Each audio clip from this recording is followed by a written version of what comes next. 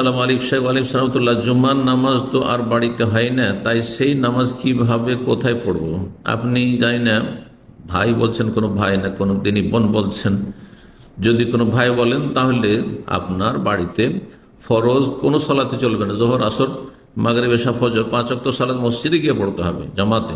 এইরকমই জুমাও মসজিদে যেতে হবে। আর যদি আপনি কোনো দিনই বোন হন, মুসলিম বোন হন, তাহলে আপনার জুমা নেই, মহিলাদের জুমা নেই। কিন্তু জুমাতে গেলে জায়েজ রয়েছে, এই শর্তে যে সেখানে যাতায়াতে ফিতনা না হয়, কাউকে ফিতনায় না ফেলা হয়, সুগন্ধি আতর লাগিয়ে না হয়, মেকআপ করে না হয়, চেহারা খুলে না হয়, আকর্ষণীয় পোশাকে না হয়, সবাই তাকাচ্ছে, বেহায় বেপর্দা হয়ে আপনি জমা পড়তে যাচ্ছেন, মোটেই জায়েজ নয়। কিন্তু যদি সুন্দর পর্দার সাথে কেউ জমা পড়তে যায়, যে সেখানে দিনের কথা শুনবে উদ্দেশ্যে, তো জায়েজ, উত্তম নয়। মহিলাদের জুমায় যাওয়া উত্তম নয়। আমাকে তো এক ভাই বললেন বাংলাদেশ থেকে, তো আজকাল উৎসাহিত করা হচ্ছে মহিলাদেরকে জুমাতে যাওয়ার জন্য। কোনখানে এরকম দলিল আছে যে সাহাবিয়াতগণ জুমা পড়তে যেতেন মসজিদে? না, কোনো দলিল নেই।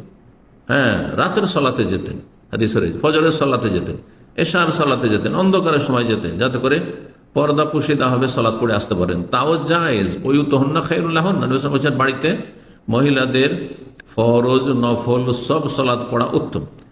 আর জুম্মা পড়তে মহিলারা যেতেন সাহাবিয়াতগণ, এর কোনো দলিল প্রমাণ নেই। তবে বলছি যে যদি সেখানে দিনই আলোচনা হয় আর সেই ভাষা বুঝে এ মন্ত্রের খুতবা না হয়, আর সে দিন শেখার জন্য যায়, তো ভালো কথা।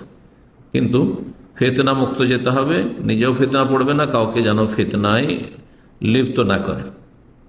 আল্লাহ হেফাজত করুন।